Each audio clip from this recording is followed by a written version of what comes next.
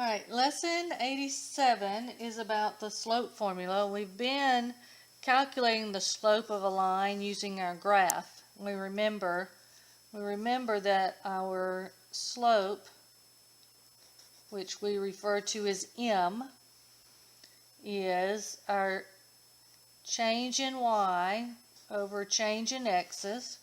We remember that that's what the delta symbol means. That triangle right there, that means change in.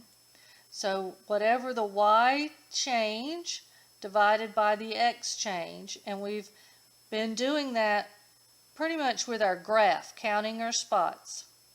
But we will also notice that there's a formula to it.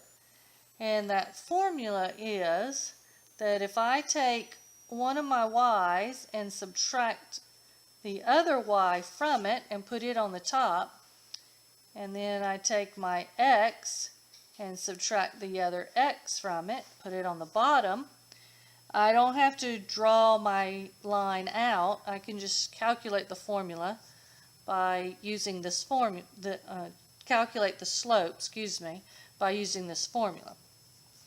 So let's look at the example, the practice problem for 87. And this is going to come in handy. Let me write this down.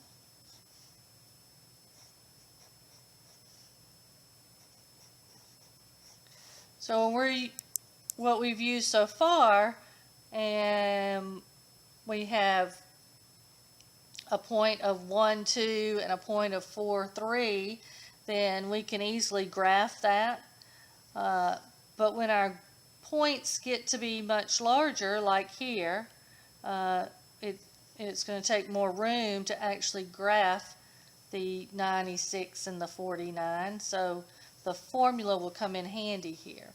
So the slope of the line that passes through this point is the fraction that's made up of the difference in the y's, which in this case is 96 minus 49, and the difference in the x's, and you'll notice that I'm using the first point x minus the second point x. And it doesn't matter which point is the first one and which one is the second one. The only thing that matters is when I get it in the formula, these two positions is one point and these two positions is a second point. If I flip them around down here, I'm going to mess up my sign. So make sure you're lined up.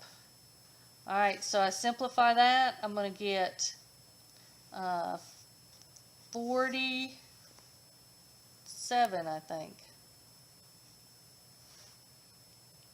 Yeah, 47 over, subtracting a negative makes that positive.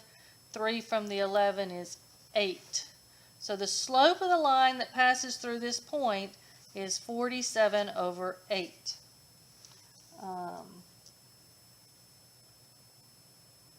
And that's all it's asking me to do right now. So that's where we're going to stop.